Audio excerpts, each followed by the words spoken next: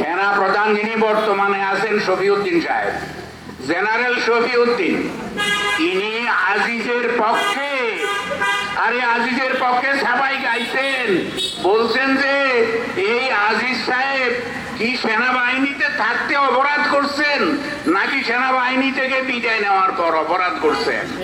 General Shafiuddin সাহেব শাক দিয়ে মাছ ঢাকার চেষ্টা করবেন না, করবেন না, করবেন না। এদেশের মানুষ ভালো করেই বুঝে জেনারেল আজিজ কি কি অন্যায় করেছে, কি কি অবিচার করেছে, কত মানুষকে সেনাবাহিনী দিয়ে হত্যা করিয়েছে, কিভাবে এই দেশের মানুষের ভোটের অধিকার হরণ করেছে, কিভাবে লুটপাটে সাহায্য করেছে, এটা সকলেই জানে। তার ভাইদেরকে অপরাধ থেকে, খুনের অপরাধ থেকে, মৃত্যুদণ্ডের অপরাধ থেকে মাফ করে দিয়েছে।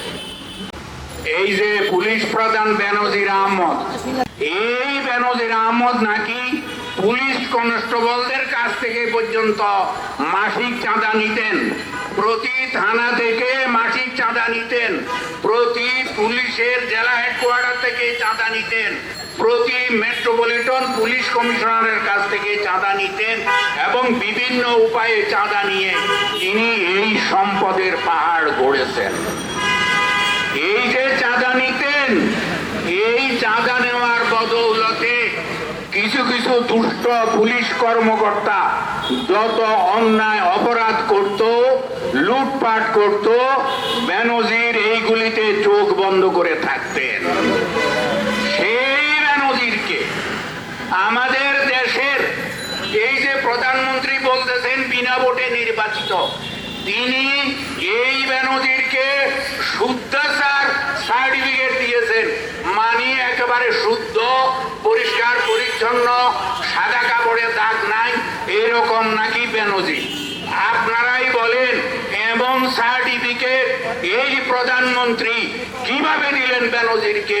তিনি 6 শতাধিক বিঘা জমি কিনেছেন, ঢাকার গুলশানে একদিনে 4টি ফ্ল্যাট কিনেছেন, বিভিন্ন জায়গায় রাজমহল বানিয়েছেন, বিভিন্ন জায়গায় বাদশাহী মহল বানিয়েছেন, ব্যাংকে তার 33টি অ্যাকাউন্ট, এই সব টাকা তিনি আবার তুলে নিয়ে গেছেন।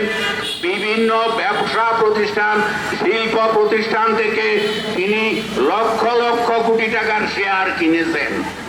আলাদিনের চেরাগ, আরে আমি যে বেতন পেয়েছি তিনিও তো ওই বেতন পেয়েছেন। আমি বাংলা ভাষায় থাকি, তিনি এত টাকা পেলেন কোথায়? তাকে যে শুদ্ধাচার সার্টিফিকেট দিল, তিনি শুদ্ধ কিনা? আমাদের এই প্রধানমন্ত্রী অশুদ্ধ, অশুদ্ধ, অশুদ্ধ, অশুদ্ধ লোকের পক্ষে এমন সার্টিফিকেট